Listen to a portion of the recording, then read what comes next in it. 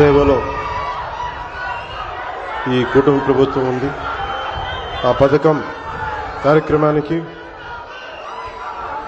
ప్రారంభించేందుకు ఇచ్చేసిన గౌరవ ముఖ్యమంత్రి వర్యులు, దార్శనికులు శ్రీ నారా చంద్రబాబు నాయుడు గారికి నా హృదయపూర్వక నమస్కారం.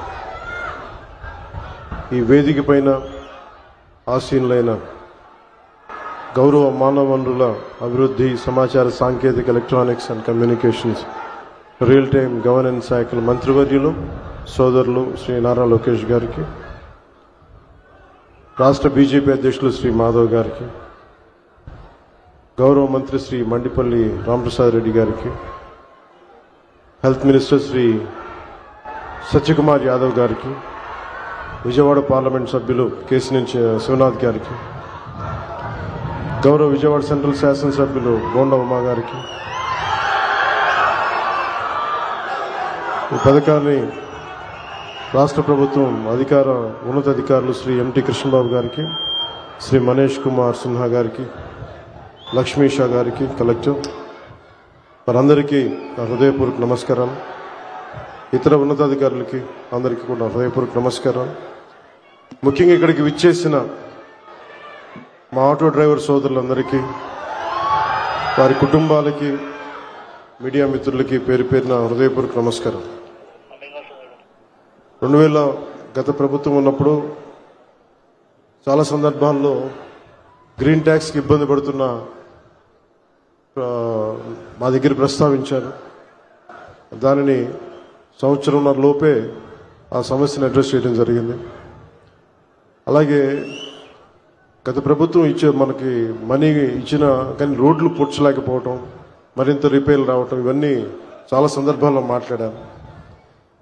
ముఖ్యంగా స్త్రీ శక్తి ఈ ఉచిత బస్ ప్రయాణం ఈ పథకం కింద ఇది ఇచ్చినప్పుడు మొట్టమొదటిసారి క్యాబినెట్లో ప్రవేశపెట్టినప్పుడు ముందుగా ఆలోచించింది మీ ఆటో డ్రైవర్ మీ వృత్తి మీ గురించి ఆలోచించాం. ఫస్ట్ ఏదన్నా ఉచిత బస్సు ప్రయాణం ఇస్తే ఆటోలకు ఇబ్బంది అవుద్ది, వారి ఉపాధికి ఇబ్బంది అవుద్ది, అందరూ బస్సులో వెళ్ళిపోతే మా పరిస్థితి ఏంటని ఖచ్చితంగా అంటారనేది ఆ రోజు క్యాబినెట్లో ప్రస్తావిస్తే గౌరవ ముఖ్యమంత్రి గారు ఒకటే ఇచ్చారు, ఎట్టి పరిస్థితుల్లో కూడా వారిని నిర్లక్ష్యం చేయం, వారికి ఏ సమస్యలు ఉన్నా సరే వారిని ఎలా కాంపెన్సేట్ చేస్తాం దాని మీద కొంచెం సమయం కావాలని మనస్ఫూర్తిగా ఆయన ఆ రోజు చెప్తే మేమందరం బలంగా నమ్మాం. దాన్ని పెట్టుకుని ఈ రోజున మీకు 15,000 రూపాయలు చాలా సంవత్సరాల కాలంలోనే వచ్చిన వెంటనే సంవత్సరాల కాలంలో మీకు 15,000 రూపాయలు మీ అకౌంట్లో పడబోతుంది. దానికి ఆ నిర్ణయం చాలా ఇబ్బందికరమైన పరిస్థితులు ఆర్థికంగా, అలాంటిది మీకోసం 15,000 రూపాయలు ఇంత ఆర్థిక ఇబ్బందులు ఉన్నా కానీ ముందుకు తీసుకెళ్ళి మనస్ఫూర్తిగా నారా చంద్రబాబు నాయుడు గారికి మీ అందరి తరపున హృదయపూర్వక కృతజ్ఞతలు తెలియజేస్తాను. సమర్థవంతమైన నాయకత్వం, ప్రణాళికాబద్ధమైన పాలన ఉంటే ఏ రాష్ట్రమైనా సుభిక్షంగా ఉంటుంది. గడిచిన 15 నెలల కాలంలో గౌరవ ముఖ్యమంత్రి శ్రీ నారా చంద్రబాబు నాయుడు గారి నాయకత్వంలోని కూటమి ప్రభుత్వం ఈ విషయాన్ని పదే నిరూపించింది. ఆ క్రమంలో ఇందాక మీకు చెప్పినట్టుగా ఆడపడుచులకు ఇచ్చిన మాటలు నిలబెట్టుకునే పరిస్థితుల్లో మీకు ఆటోలు, క్యాబ్లు నడుపుకుంటూ జీవనం సాగించే వారిపైన ప్రభావం చూపించింది. అందుకనే ఈ రోజున 15,000 రూపాయలు మీకు ఇచ్చి మీకు చిన్నపాటి వెన్నుదన్నుగా ఉన్నామని తెలియజేసుకుంది కూటమి ప్రభుత్వం.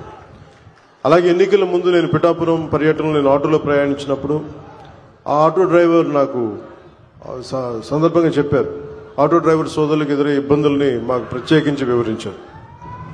అలాగే ఈ రోజున ఆటో డ్రైవర్ సేవలో కార్యక్రమం ద్వారా స్త్రీ శక్తి పథకాలు మీకు జరుగుతున్న నష్టాన్ని భర్తీ చేసే ప్రయత్నం చేస్తూ అర్హులైన ప్రతి ఆటో డ్రైవర్కి ఈ రోజున 15,000 జమ చేస్తూ దాదాపు 3 లక్షల ఇంకా సరిగ్గా చెప్పాలి 2,90,000 మందికి ఈ ఆటో డ్రైవర్ సేవల పథకం ద్వారా లబ్ధి చేకూరుండగా మీ అందరి కోసం ప్రభుత్వం ఆర్థిక ఇబ్బందులు ఉండి 436 కోట్ల భారాన్ని ఈ రోజున రాష్ట్ర ప్రభుత్వం చాలా ఆనందంగా మోస్తుంది.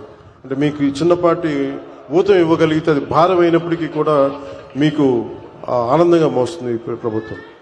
ప్రజల సమస్యలు విని వాటిని పరిష్కరించడమే కూటమి ప్రభుత్వం లక్ష్యం. ఇచ్చిన మాట నిలబెట్టుకుంటూ వాగ్దానాలను కార్యరూపం దాల్చుతూ ముందుకు సాగుతూ ఉన్నాం. ఆటో డ్రైవర్లకు అండగా నిలబడి వారి జీవనోపాధి కాపాడటం కోసం కూటమి ప్రభుత్వం బాధ్యతగా భావిస్తున్నాం. సమర్థవంతమైన నాయకత్వం ఉంటే ప్రజల జీవితంలో చాలా నిజమైన మార్పు తీసుకురావచ్చు అనేది మరోమారు ఈ పథకం మరోసారి రుజువు చేస్తూ ఉంది. అలాగే మీకు ఇంత కష్టాల్లో కూడా మాకు సహకారం అందిస్తున్న గౌరవ ప్రధాని శ్రీ నరేంద్ర మోదీ గారికి మనస్ఫూర్తిగా ధన్యవాదాలు తెలియజేసుకుంటూ, ముఖ్యమంత్రి శ్రీ చంద్రబాబు నాయుడు గారి నాయకత్వం భవిష్యత్తులో మీకు ముఖ్యంగా ప్రజలతో పాటు మీకు ప్రత్యేకించి ఆటో నడుపుతున్న సోదరుల కుటుంబాలకి మీ అందరికీ కూడా మేము అండగా ఉంటామని తెలియజేసుకుంటూ సెలవు తీసుకున్నాను. జై హింద్.